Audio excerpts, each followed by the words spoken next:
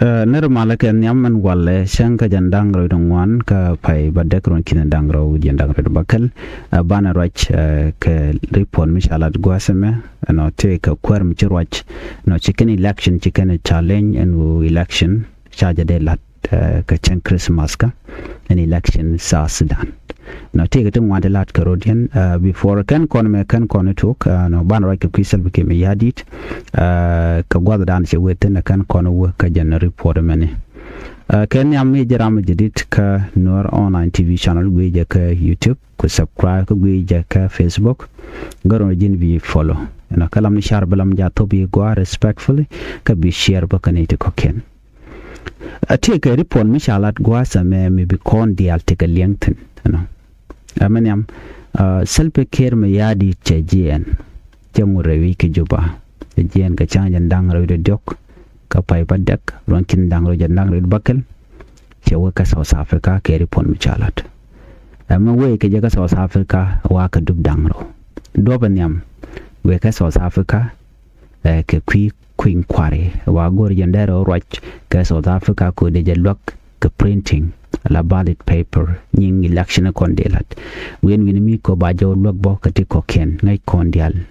queen kware ta te to want to gore ko go self kem yadi no be succeed ci diar jan kari to kon lat ko diare wi ka Sudan no ci jan dan teten so ne me mishalat na mo jenen yam chawen go an mi ko ba jaw lok ji South Africa ka printing ne tin wan chala do no welel ka South Africa ko ka South Africa chane tin wan chaka lokten Chalado Jan, the first African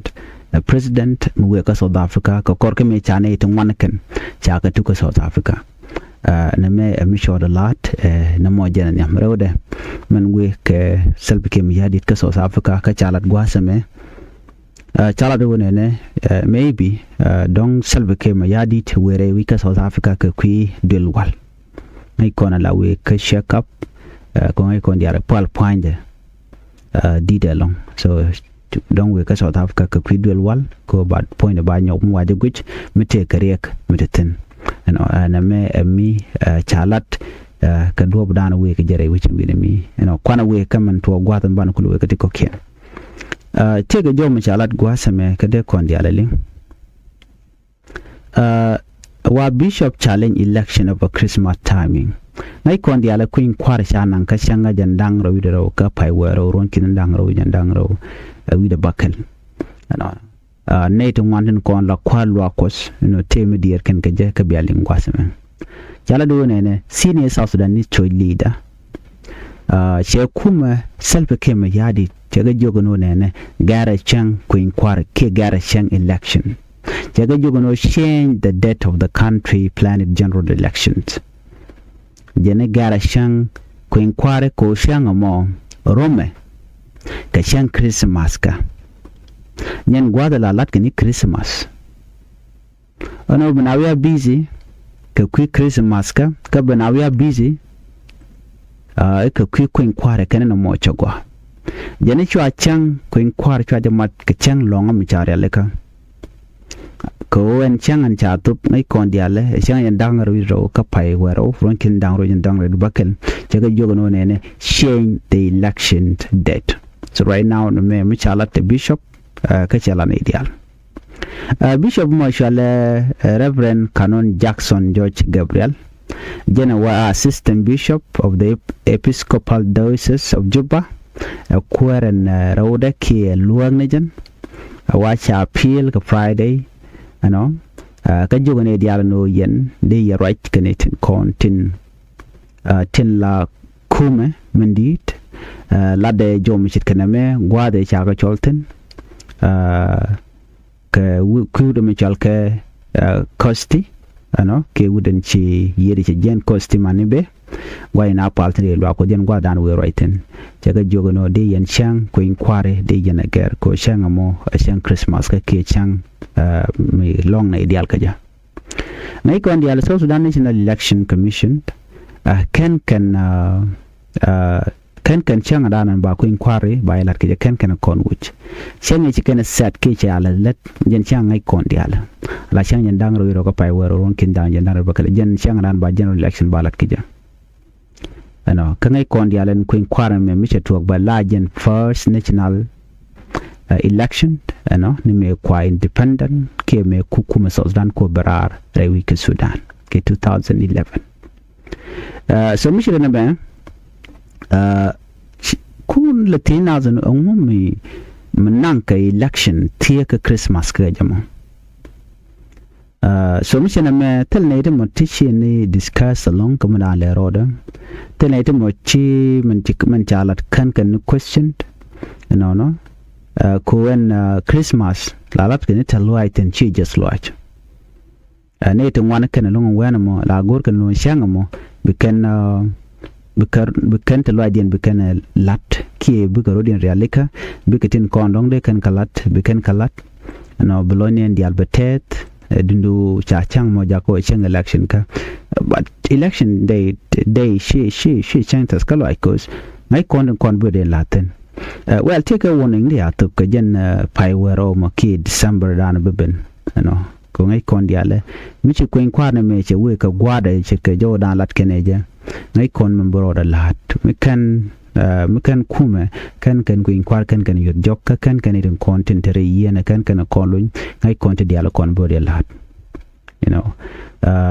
ngai yen men chalat rebe ka nyan dengan gwa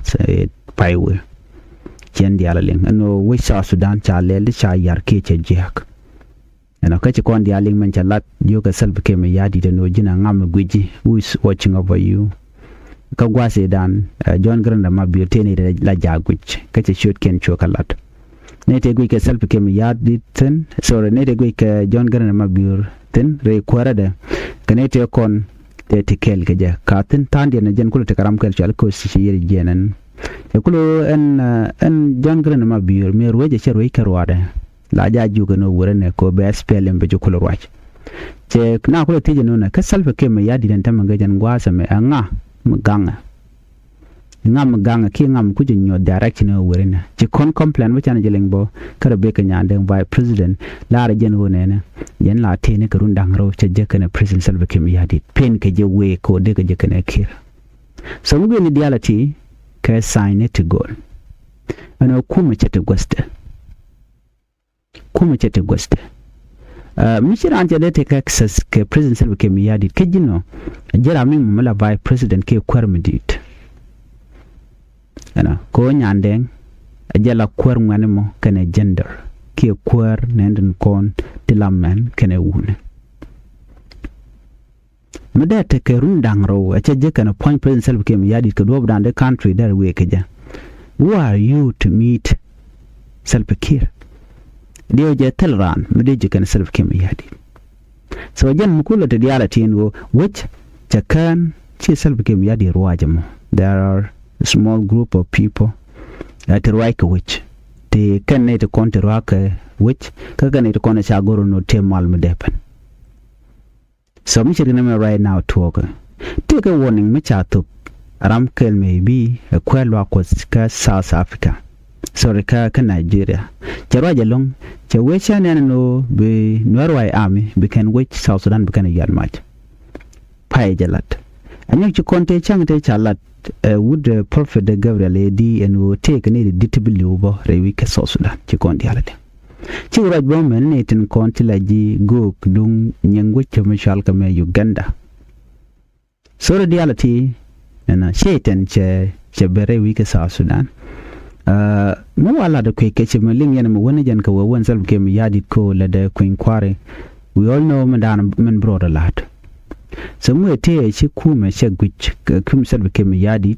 no bediktan wan bare la che mandanen bi konen lat ke queen kware so lat ke queen kware ka cha duere wan kan cha ka lat kan dup diana konde malder ben gaje kan kalat ka bom man te ke kir ko gwe janu shireng ma cha chala ram mo che yen ring ma cha tele power bareng ma cha te ke power ko te ke din terar so right now agenda le roda na man so ma si dan di janene la bishop ajani cha election cha de lat ke chen Christmas ka ajane de det mo de je ger ki de chang mo de je ger ke chang do den ban je ka na the report itin kon la karodien biate mal baba